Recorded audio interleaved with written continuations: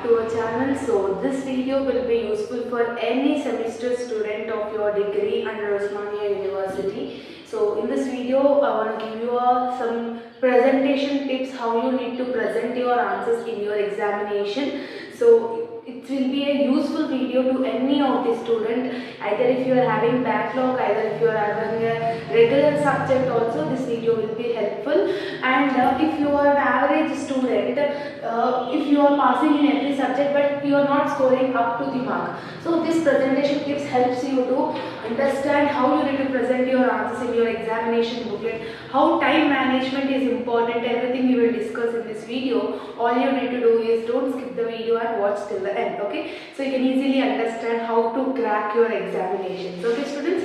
So after getting the booklet, so in your examination they will give the booklet and it will be your single rule book, okay? So meeku plain book undadu, only single rule book you will be having. So for single rule book you need to draw the margins, okay? Margins plays a important role for your presentation. Why? Because if you are writing the answers in a standard way, for example, like these lines it will have, in the end of your booklet it will not have proper lines, okay? So that time what you need to do is just draw like this and keep the margin here. Some of the students, if it is booklet is like this, means half of the page they will do margin only, especially boys. You should not do that, okay? So as a invigilator, as a paper corrector who is evaluating your paper will easily understand that you are doing some mistake and you are doing half of the page margin only. Then where you will write this much only, you will write the answers. That time it leads to deduction of your marks. So that's why what you need to do, if it is your booklet, just 1 inch line you draw like this here,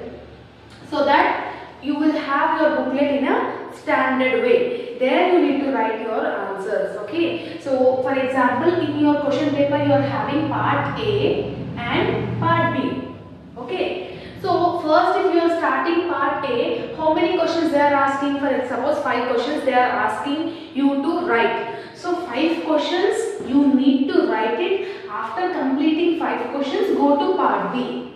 Some of the students, what the mistake they will do is, they will start part B first, they will write 1 or 2 questions, they will shift to part A, again they will write 1 or 2 questions, again they will shift to part B. Like, you will not write your answers in a like standard way. Like if you are starting part A means you need to complete that part A. At that particular time, if you are not getting that, if you are not striking that answer in your mind, means give some space. Give some space and go for the next answer, go for the next section. But if after completing part A or whatever the part you are starting, whatever the section you are starting in your question paper, you need to complete it first. And to pass any subject in your degree semesters, all you need to do is just attempt full paper, okay? Whether you know or don't know the question, is doesn't matter.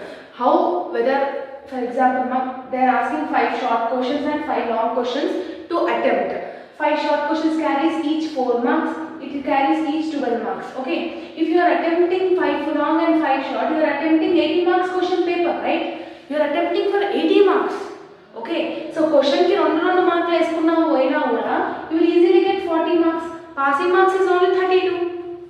Understood? So writing is not simply writing. So just topic related. Minimum to pass in any of the subject, at least you need to learn 2 units now. You need to learn 2 units, you need to be perfect with that 2 units, and you need to attempt the whole question paper. Who will fail? Nobody will fail in this world. You need to attempt every question. If you are attempting answers in your own way also, topic related answer you need to attempt, okay? Especially formation of English statements is must and should, okay? So this is the thing. Many of the students, they will read in a proper way, they will read everything, they know answers also, but in examination time will not be sufficient.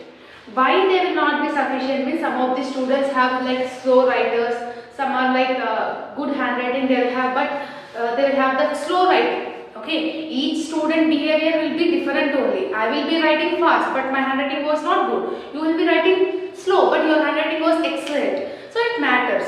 But what does it matter means if you are writing the answer, it should be in an understandable way. cursive writers, like this they will write. As it is, your correction is not a manual correction. Yours is a digital correction. Digital correction is nothing but online correction. Your booklet will be barcoded in the computer, and screen they will visible. Okay, for the paper evaluator, online they will do your correction. Okay, so use black pen only. You can use blue pen also, but comparatively blue and black shows more clarity when you are having digital correction.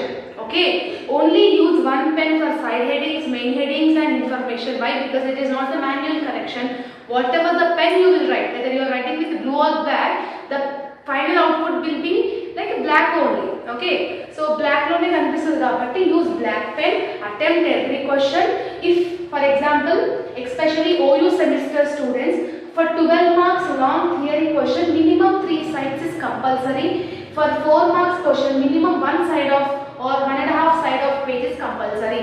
1 side or 1.5 side is nothing but in your booklet, this one page is called one side. Like this is one side, back side and front side. Total 3 sides you need to write for long, and minimum 1 side of the page for short. And try to, in especially theoretical subject, try to draw the flow charts. Okay, drawing flow charts is must and should. When you are not elaborating your answer, when you are not striking the information related to the topic, you need to use your brain. How you need to use your brain means, for example, they have asked business economics features. For example, they have asked business economic features. I know only 5 or 6 points only I know. But in matter, whatever the points is there, that matter also I don't know. That time what I will use is, like this I will draw. Business economics. Whatever the points I am writing, like this I will do some flow charts. Then half of the page you will get, we will draw that flow chart. It will be impressive for the paper evaluator, and anyway you are having you are elaborating your answer also.